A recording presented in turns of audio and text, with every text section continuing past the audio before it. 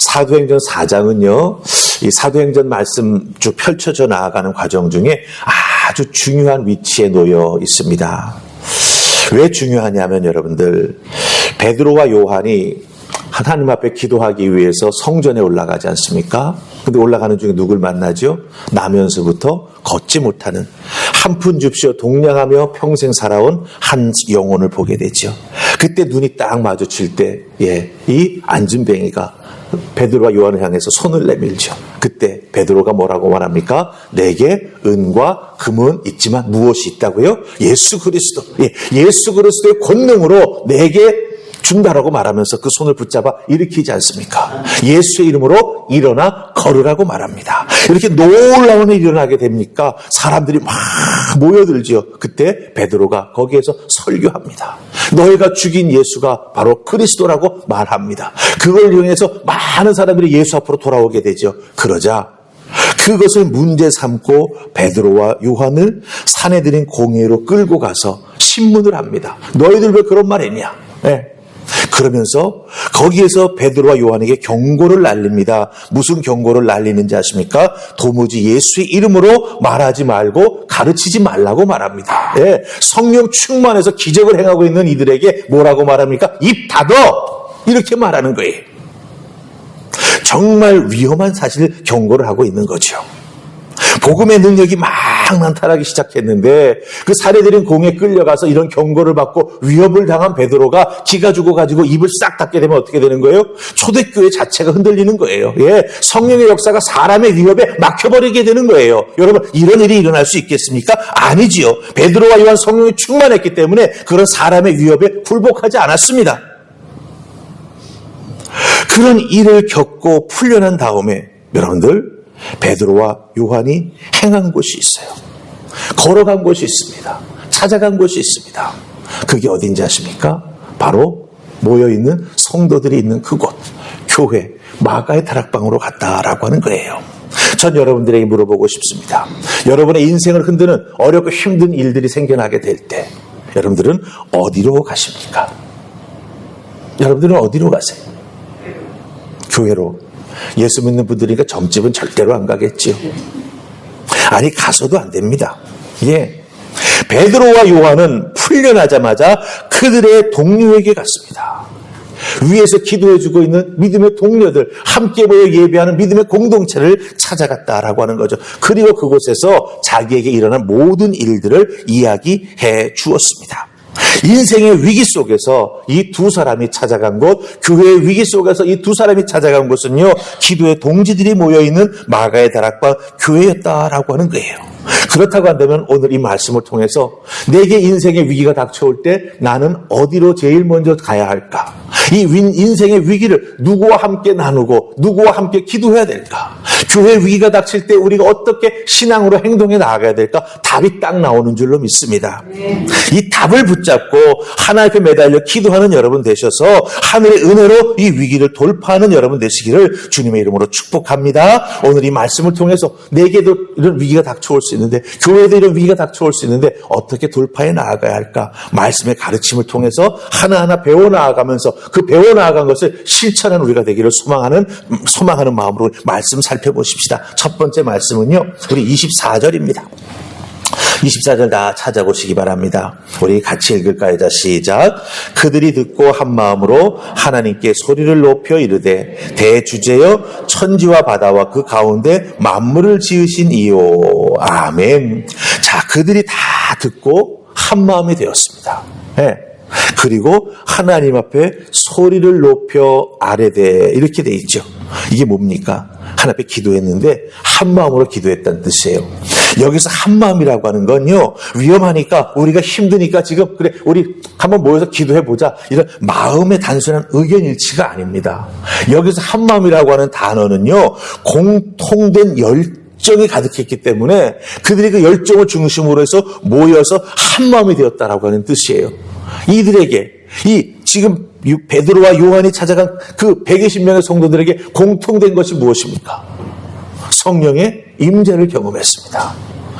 하나님께서 약속해 주신 말씀을 의지하여서 성령이 임재해 주실 것을 기다리면서 하늘로부터 권능으로 내려올 것을 믿으면서 기도했던 그 체험이 있었기 때문에 그것이 한 마음이 될 수 있도록 중심을 잡아주었기 때문에 그들이 공통된 열정으로 성령의 충만함으로 가득 찬 그 마음을 가지고 서로 한 마음이 될 수 있어요. 일치할 수 있었다라고 하는 거예요. 다른 생각, 다른 마음 품지 않았다라고 하는 거예요. 왜? 성령께서 역사하셨던 증거가 있기 때문에 그 마음 가지고 한 장소에 모였다라고 하는 거예요. 위기 앞에 온 교회가 베드로가 공회 앞에서 우리가 보고 들은 것을 말하지 아니할 수 없다라고 말했던 것처럼 한 마음이 되어서 담대함 가지고 복음을 전하기 위해서 모든 것을 내려놓고 결단하는 마음으로 모여서 하나님 앞에 기도했다라고 하는 것입니다. 여러분 기억하십시다. 위기는요, 기도하는 사람을 무너뜨릴 수 없습니다. 위기는요, 기도하는 사람들이 모인 교회를 무너뜨릴 수 없습니다. 성령 안에 있는 교회는 오히려 위기 앞에서 기도하면서 성도들이 서로 자석처럼 연결되고 밀착되어 하나가 되어도 단단하게 되는 줄 믿습니다. 여러분 한 분 한 분이 기도하는 성령 충만한 성도임을 믿습니다. 그러기에 제 몸된 교회는 더욱더 단단해지고 든든하게 세워질 줄로 믿습니다. 이 믿음 가지고 공통된 열정, 그 성령의 체험을 가지고 한 자리에 모여서 하나님께 소리 높여 기도하기 시작했습니다. 그런데 이 제자들이 그 기도를 시작할 때 하나님을 뭐라고 부르지요? 대주제라고 부르고 있습니다. 대주제. 이 대주제라고 하는 뜻이 뭔지 아십니까? 우주의 주인이시자 우주를 만드시고 우주를 다스리시는 분이라고 하는 뜻을 가지고 있습니다. 이게 바로 하나님을 지칭하는 거예요. 하나님을 대주제라고 부르면서 기도를 시작합니다. 온 우주의 주인, 천하 만물을 다스리시는 하나님이라고 하는 뜻이죠. 그런데 여러분들 보세요. 베드로와 요한에게 경고했던 사내들인의 그 권력자들, 그들은요 자기 자신들이 권력자라고 생각했습니다. 자기 자신들이 겁주면 베드로와 요한이 입 딱 닫을 줄 알았습니다. 그런데 아니지요. 사내들인 공예는 착각했을지 모르지만 이 믿음의 사람들, 성령을 체험한 하나님의 백성들은요 하나님 한 분만이 진정한 주인이십니다라고 고백하면서 기도하기를 시작했다라고 하는 거예요. 네. 사내들인의 그 두려움을 크게 본 게 아니라 모든 것을 만드시고 주관하시고 이끌어주는 하나님을 가장 크고 위대한 분으로 바라보면서 기도하기를 시작했다라고 하는 것입니다. 사랑하는 할파병교회 성도 여러분, 잘 들으세요. 기도는 내 문제의 크기가 얼마나 되는지를 곱씹는 시간이 아닙니다. 이걸 아셔야 돼요. 네. 기도는 내 문제보다 훨씬 크신 하나님의 주권과 능력을 선포하는 시간입니다. 그렇기에 이들이 모여서 함께 기도하기를 시작할 때 하나님을 대주제여 천지의 바다와 그 가운데 만물을 지으시니오라고 하나님의 크심을, 하나님의 능력을 선포하며 기도하고 있다고 하는 거죠. 기도를 시작할 때 하나님 무서워 죽겠어요. 문제가 너무 크게 보여요. 나 앞으로 어떻게 살아가야 돼요? 이렇게 시작하지 않았다라고 하는 거예요.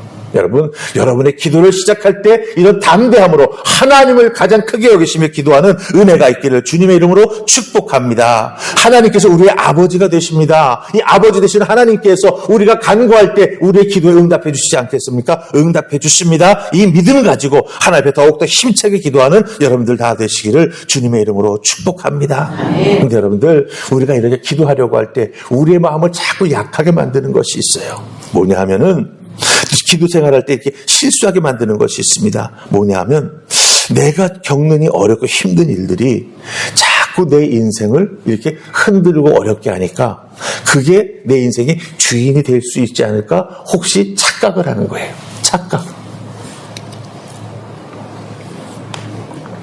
어렵고 힘든 일이 자꾸 일어나죠. 사실 그 피부로 와서 우리를 정말 어렵고 공고하게 만듭니다. 그렇죠? 그러니까 그러다 보니까 하나님을 크게 여기는 것이 아니라 내가 겪고 있는 이 상황이 자꾸 나를 힘들게 흔드니까 이 상황이 나를 좌우할 수 있는 내 인생에 뭐가 되는구나라는 이런 생각을 하게 된다라고 하는 거예요.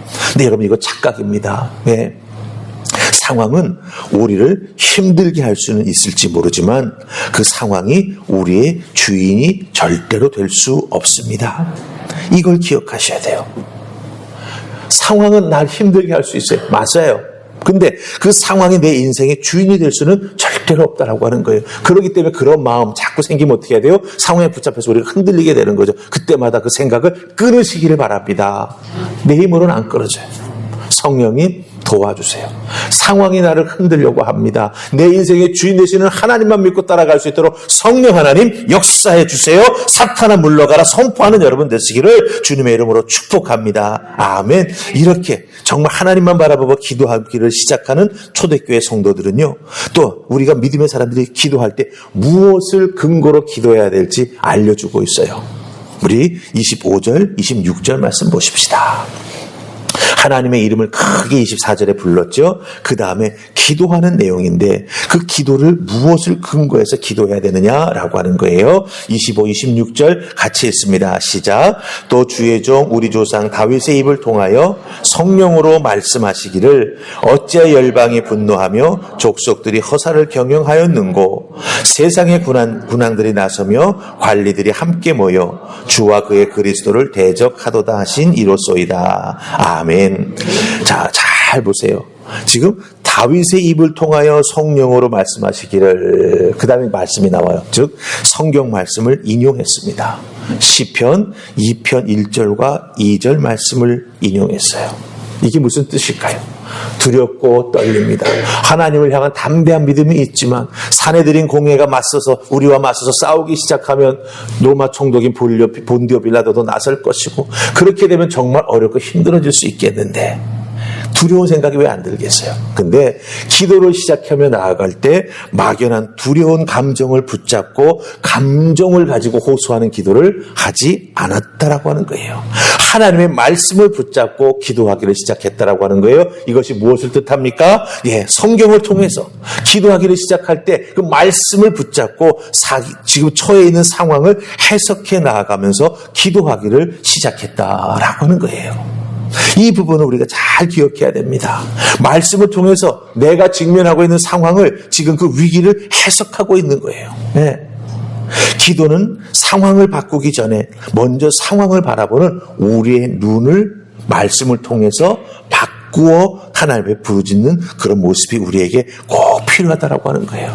감정적으로 확 끌어올릴 기도는 오래가지 못해요. 하지만 하나님 말씀을 딱 붙잡고 지금 내가 처해 있는 상황이 이렇지만 말씀을 바라보니 이 상황은 이길 수 있는 상황이다. 하나님께서 능력 주셔서 해결해 주실 줄로 믿습니다라고 하는 내가 그 상황을 바라보는 안목이 싹 바뀌게 되면 어떻게 되는 거예요? 우리의 기도가 더욱더 담대해집니다.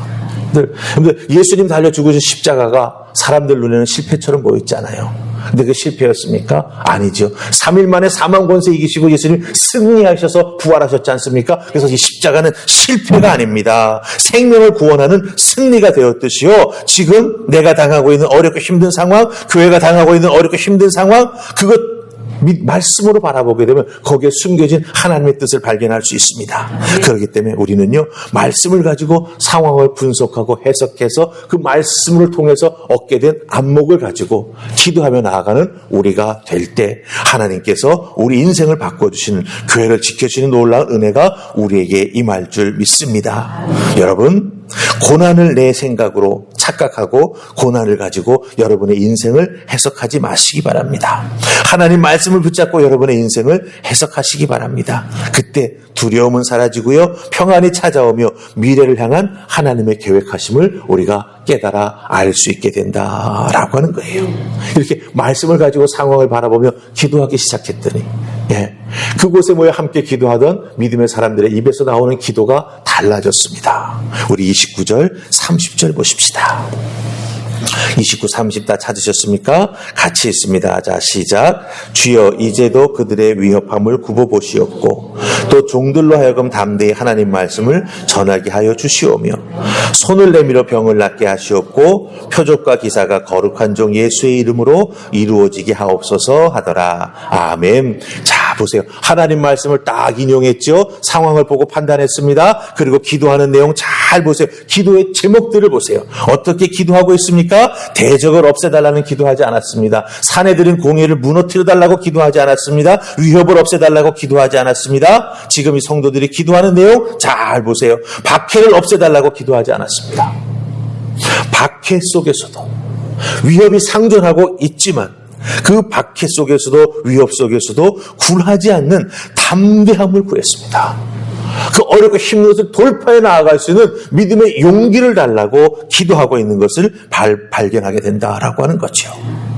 하나님 말씀을 전하게 해 주시되 이 종들로 담대히 전하게 해달라고 기도하고 있는 것을 발견합니다. 여러분들 정말 중요한 것입니다. 위협 속에서도 박해 속에서도 담대함을 구했습니다. 특별히 담대함이 무엇을 의미하는지 우리가 잘 알아야 됩니다. 이 담대함은요, 성격이 강한, 이 성격이 볼드한 사람들이 있죠. 예, 막 목소리도 크고 뭘 하나 말하면 막 액션 있게 주장하고 그런 담대함이 아닙니다. 그런 강해 보임이 아닙니다. 여기서 사용된 담대함으로 해석된 헬라어 단어는요, 파르레시아라고 하는 단어입니다. 파르레시아. 이 파르레시아라고 하는 단어는 무슨 의미를 가지고 있냐면 복음의 실체를 체험하고 성령의 능력을 체험하고 거기에 압도된 결과. 네. 성령을 체험했으니 기름도 쫙 부어서 권능이 임하고 복음을 막 전하기 위해서 방언이 터져 나오고 그걸 사람들이 다 알아듣고, 네. 이런 놀라운 실체를 체험하고 거기에 압도된 결과로 인해서 변화된 모습이 뭐예요? 바로 이 담대함, 파르레시아라고 하는 단어입니다. 그렇게 여러분들 은혜를 체험한 사람, 성령의 능력을 덧입고 기름 부음을 체험한 사람은요, 이렇게 담대함으로 바뀌게 될 줄 믿습니다. 여러분 한 분 한 분이 이 새벽 제단을 통해서 이 특세를 통해서 지금 성령의 기름 부어 주심, 하나님 약속해 주신 하나님의 권능이 우리로부터 하늘로부터 우리에게 임하는 것을 경험하고 계시지 않습니까? 그럼 여러분들도 담대한 믿음의 사람들인 줄 믿습니다. 그러게 여러분들 기도하실 때에 그저 내 문제 이것 해결해 주세요라고 하는 그런 기도에 머물지 마시기 바랍니다. 담대함으로 더 본질적인 것을 붙잡고 기도하는 여러분 되시기를 주님의 이름으로 축복합니다. 왜? 우리에게는 경험이 있고 체험이 있고 주시는 능력과 은혜가 있기 때문이죠. 그걸 의지하며 그것을 붙잡고 기도하는 우리가 될 때 여러분들 우리가 처해 있는 위협은 아주 작게 보이고요. 그 문제거리가 되지 않는 거예요. 오히려 하나님께서 담대하게 말해주시는 그 은혜와 능력을 덧입고 기도할 때 우리의 기도가 커지고 우리가 바라보는 미래가 더욱더 하나님의 소망 가운데 넓혀지게 된다라고 하는 거죠. 그걸 향해 나아가는 기도하는 우리가 되어야 한다라고 하는 거예요.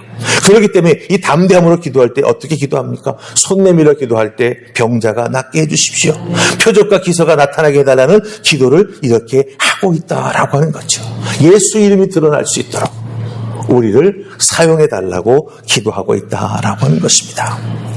특별 새벽 기도회를 인도해 나아가는 제게는 간절한 한 가지 소망이 있습니다. 우리 교회 교인들도 이렇게 담대히 기도할 수 있는 성도들 되게 해 주시옵소서. 여러분 한 분 한 분 성령의 도우심과 체험하심을 통해서 담대함, 그 뜨거움 우리 모두가 체험한 게 있지 않습니까? 그럼 그것을 여러분의 기도의 기초로 삼으시고 담대하게 간구하며 선포하는 여러분 되시기를 바랍니다. 그럴 때 어떤 은혜와 능력이 나타날까요? 31절 말씀 보면은요, 빌기를 다하며 즉 기도하기를 끝냈더니 모인 곳이 진동하더니 무리가 다 성령이 충만하여 담대히 하나님의 말씀을 전하니라. 이런 말씀이 이어집니다. 오늘 우리가 특별 새벽 기도의 넷째 날 하나님 주신 말씀을 붙잡고 열심히 기도하기를 시작했더니 하나님께서 오늘 이곳에 진동으로, 이 진동이라고 하는 게 무엇일까요? 하나님 임재의 기름, 이 모습입니다. 네. 진동하는 게 건물이 지진 난다가 아니에요. 넘어서는 것입니다. 하나님의 임재와 성령의 기름 부어주심을 통해서 교회가 이렇게 흔들리게 되는 것이죠. 근데 이 흔들림은 혼동의 흔들림이 아니지 않습니까? 하나님의 능력의 체험의 흔들림이 되는 것이죠. 그래서 우리 하늘파평교회가요, 성령의 임재하심을 통해서 진동하심을 통해서 세상을 흔들어 세상의 영혼을 깨우는 복음 증거하는 교회가 될 수 있기를 간절히 소망합니다. 여러분들 뜻을 세우고 기도하십시다. 하나님, 우리가 이렇게 모여 기도하오니 이곳을 진동케 하여 주셔서 성령의 충만함을 더하여 주셔서 담대히 하나님 말씀을 전하는 주의 몸된 교회가 되게 하여 주시옵소서. 여러분들 오늘 우리에게 필요한 것은요, 위협이 없는 천하태평한 편안한 환경이 아닙니다. 어떤 어려움과 위험 속에서도 하나님의 은혜를 사모하면서 성령 충만하여 하나님의 사랑을 전하며 하나님의 뜻을 선포하는 담대함이 우리에게 꼭 필요한 줄 믿습니다. 그러기에 여러분들 여러 소리에 신경 쓰지 마시고 기도의 자리로 나아가 하나님 앞에 매달려 기도함으로 하나님 주신 능력을 덧입고 하나님 허락해 주신 주권을 선포하면서 여러분 한 분 한 분이 기도의 사람으로 세워져 나아가고 특별히 여러분들이 기도할 때마다 놀라운 역사가 나타나는 귀한 모습이 있기를 주님의 이름으로 축복합니다. 여러분들 기도함으로 담대함을 얻으시고 기도함으로 예수 증거하는 기도의 사람들 되시기를 주님의 이름으로 축복합니다. 아멘. 오늘은 제가 기도로 마무리하고 여러분들 꼭 개인 기도하시고 돌아가시면 되겠습니다. 하나님, 오늘도 귀한 말씀 주십니다. 이 주신 말씀을 통하여 우리의 영혼이 깨어날 수 있기를 소망합니다. 주여도 오셔서 담대함으로 기도하는 저희들 되게 하여 주시옵소서. 우리 모두에게 주신 복음의 은혜와 그 능력, 성령의 함께해 주심을 통한 우리들의 경험이 있습니다. 체험이 있습니다. 그것을 중심으로 해서 담대한 믿음의 공동체가 되게 하시고 흔들림 없는 주의 몸된 교회가 되게 하여 주시옵시고 그 은혜를 통하여 복음을 전하고 영혼을 살리며 치유하는 놀라운 역사가 나타나는 주의 몸된 교회 하늘포 화평교회 되게 하여 주시옵소서. 이것을 감당해 나아가는 우리가 되게 하시되 기도의 사람들 되게 하시고 성령의 권능을 덧입는 자들 되게 하시고 하나님의 은혜와 축복 가운데 살아가는 우리 모두가 되게 하여 주시옵소서. 이 특별 새벽기도의 넷째 날 은혜 주심에 감사합니다. 다섯째 날 새벽을 깨우게 하시고 여섯째 날 함께 완주한 기쁨을 나누는 우리 모두가 되게 하여 주시옵소서. 예수님 이름으로 기도하옵나이다. 아멘.